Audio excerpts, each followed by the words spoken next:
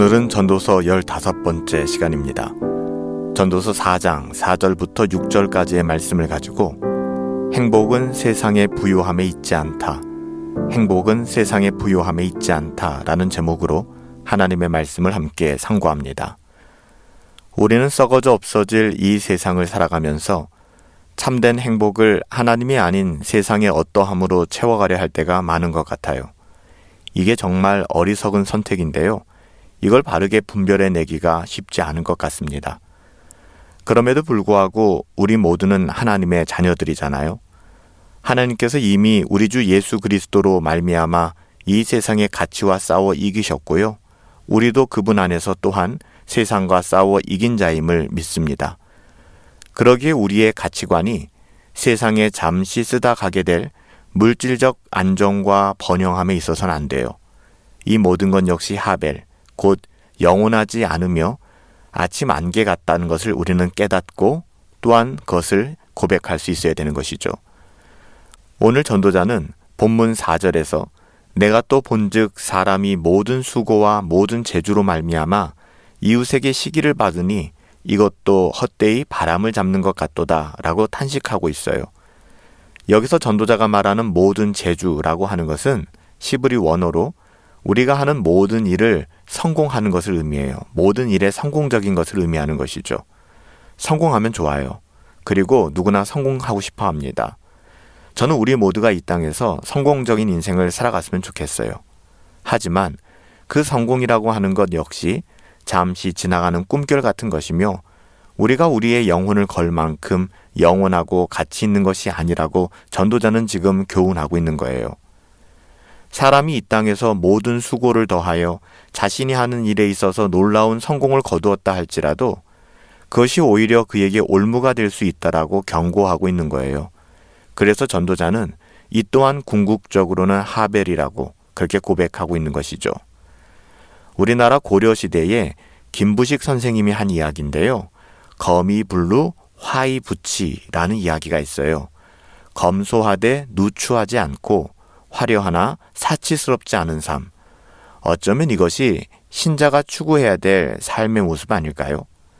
우리가 살아가는 이 세상에서는 조건 없이 서로 사랑하고 서로 위로하며 격려하는 그런 따뜻한 관계, 진심 어린 관계를 만나기가 쉽지 않아요.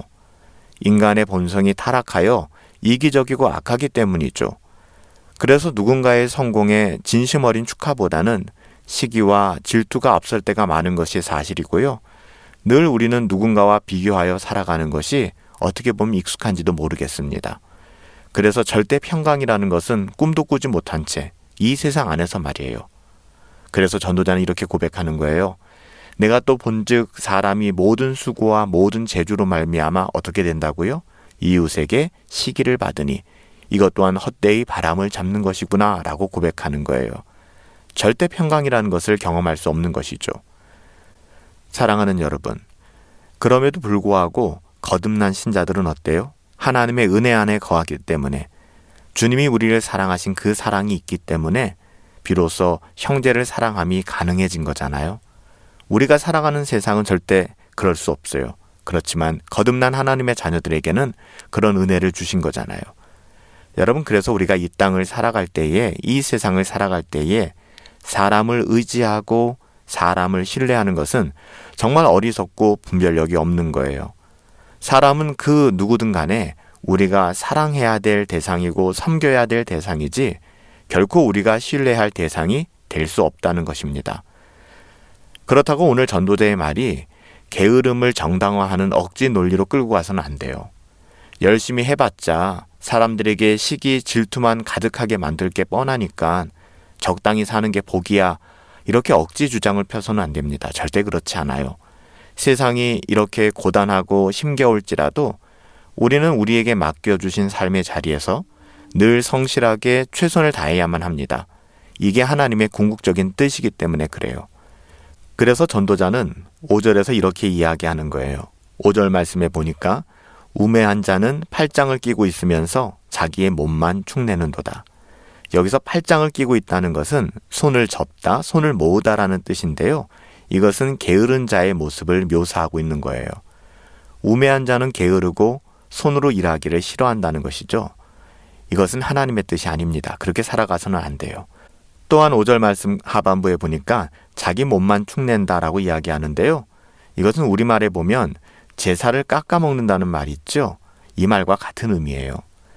이어서 전도자는 마지막 6절에 두 손에 가득하고 수고하며 바람을 잡는 것보다 한 손에만 가득하고 평온함이 더 나으니라 이렇게 이야기합니다. 이게 무슨 말일까요? 물론 이 땅에서 두 손에 가득하고 풍족한 것을 그 누가 싫어하겠습니까? 인지상정 아무도 없을 것입니다. 그런데 단지 이 땅에서 소득이 많다는 것이 반드시 행복한 삶을 보장하는 것이 아니다라고 이야기하는 거예요. 우리는 어쩌면 그런 기대감에 빠져서 정말 중요한 것을 놓친 채 헛되고 수고로운 고생만 더하며 살아가는지도 모르겠어요. 그래서 잠언 기자는 잠언 15장 16절 17절에서 가산이 적어도 여호와를 경외하는 것이 크게 부하고 번뇌하는 것보다 나으니라. 보통의 채소를 먹으며 서로 사랑하는 것이 살진 소를 먹으며 서로 미워하는 것보다 나으니라 이렇게 교훈하고 있는 거예요. 소득이 좀 적더라도 가정에 평안이 깃들고 가족 모두가 사랑함으로 경건한 삶을 살아갈 수만 있다면 이보다 더한 행복은 없다는 것이죠. 참된 행복은요, 물질적 소득이 많고 적음에 달려있는 것이 아니에요. 하나님을 바라보심으로 마음의 평안을 얻을 수 있는 참된 행복한 삶, 참된 행복을 누리는 삶, 그렇게 살아갈 수 있게 되기를 예수님의 이름으로 축복합니다. 살아계신 아버지 하나님, 이 세상에서의 행복이 우리가 생각하는 물질의 풍성함에 달려있지 않음을 깨닫게 하여 주시니 감사를 드립니다. 우리가 이 땅을 살아가면서 하게 되는 모든 선택과 결정 그리고 가치관들이 세상에서 썩어질 물질에만 매여 있지 않게 하시고 오직 하나님의 뜻을 구하며 감사함으로 살아갈 수 있도록 은혜 내려 주시옵소서. 예수님의 이름으로 기도하옵나이다. 아멘. 참된 행복은 물질의 풍성함에 있는 것이 아니에요. 그런데 우리는 너무 쉽게 물질의 풍성함이 나의 삶의 행복을 좌우한다고 착각하며 살아가게 되는 것 같아요. 오늘도 눈에 보이는 어떠함이 아니라 하나님의 뜻을 분별하시며 하나님의 자녀답게 주어진 삶을 감사함으로 성실하게 살아가실 수 있게 되기를 예수님의 이름으로 축복합니다. 오늘 하루도 성령으로 충만하시고 주님의 뜻 안에서 행복하십시오.